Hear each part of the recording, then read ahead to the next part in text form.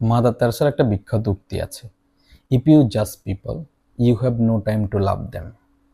তুমি যদি মানুষকে বিচার করতে করতে সময় চলে যায়, তাহলে তুমি তাদেরকে ভালোবাসবে কখন?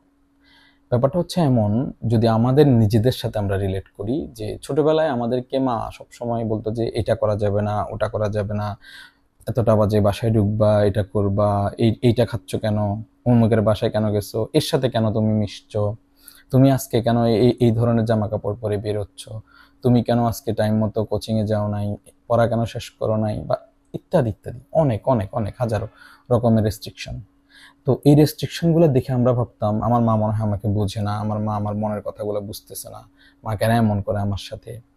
আমরা সবসময় জাজমেন্টাল, যে কেন এমন করে, আমার কথা কেন বোঝে না। কিন্তু যখনই আমরা একটু বড় হই, তখনই দেখি যে মায়ের গহনা বিক্রি করে আমাকে ভর্তির জন্য টাকা দিচ্ছে, মা নিজে চিকিৎসা করাচ্ছে না কিন্তু ঠিকই আমার বই কিনে দিচ্ছে বা আমার দরকারি একটা জিনিস করে দিচ্ছে। এটা আমার ক্ষেত্রে হয়েছে, আমি অন্যের ক্ষেত্রে জানি না, আমার মায়ের কথাই বললাম। তো আমরা যদি জাজমেন্টাল না হইতাম, মায়ের ভালোবাসাটা আরো বেশি বুঝতাম, নিশ্চয় আমি আমার এফোর্টটা আরো বেশি দিতে পারতাম জীবনে। সেই জন্য আমরা সবসময় জাজমেন্টাল না হই, ওই যে মাদার তেরেসার সেই কথাটাই। অর্থাৎ মানুষকে যদি আমরা সবসময় বিচারই করতে থাকি, তাহলে তাকে ভালোবাসার সময়টা কখন পাবো? এখন মনে হচ্ছে যে আমার মাকে আমি কম ভালোবেসে ফেলেছি, মনে হয় আরো বেশি ভালোবাসা উচিত।